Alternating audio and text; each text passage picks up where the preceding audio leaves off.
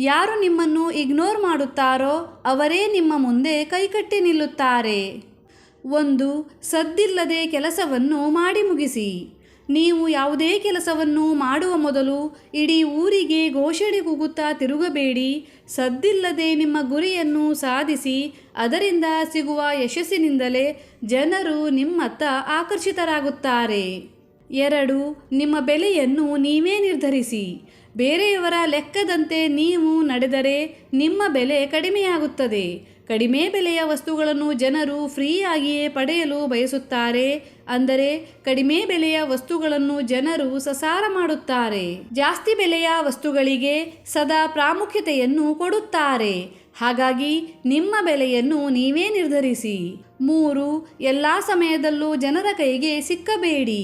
ಅಂದರೆ ಪ್ರತಿಯೊಂದು ಜಾಗದಲ್ಲೂ ಉಪಸ್ಥಿತರಿರಬೇಡಿ. ಪದೇ ಪದೇ ಸಿಗುವುದು, ಅತಿ ಮಾತುಕತೆ ನಡೆಸುವುದು ನಿಮ್ಮನ್ನು ಸಸಾರವಾಗಿಸುತ್ತದೆ. ಸ್ವಲ್ಪ ಅಂತರವನ್ನು ಕಾಯ್ದುಕೊಳ್ಳಿ. ಇದರಿಂದ ನಿಮ್ಮ ಗೌರವ ಹೆಚ್ಚುತ್ತದೆ. 4.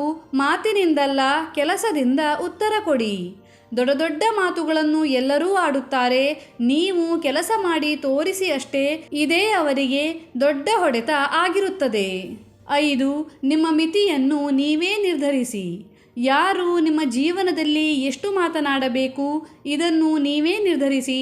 ಯಾಕೆಂದರೆ ಕೆಟ್ಟ ಜನರು ನಿಮ್ಮ ಮಿತಿಯೊಳಗೆ ಬಂದರೆ ಅಲ್ಲೇ ನಿಮ್ಮ ಗೌರವ ಬಿದ್ದು ಹೋಗುತ್ತದೆ.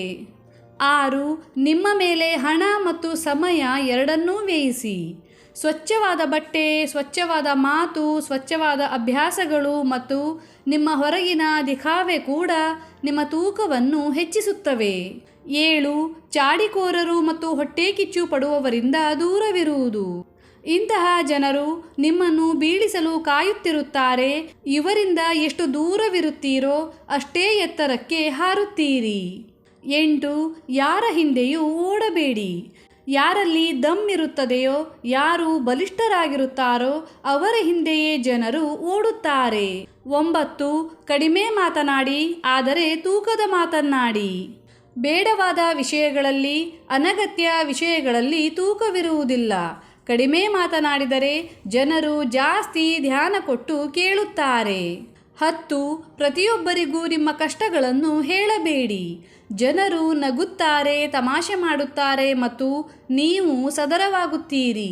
ಹಾಗಾಗಿ ನಿಮ್ಮ ಕಷ್ಟಗಳನ್ನು ಎಲ್ಲರಿಗೂ ಹೇಳಬೇಡಿ. 11.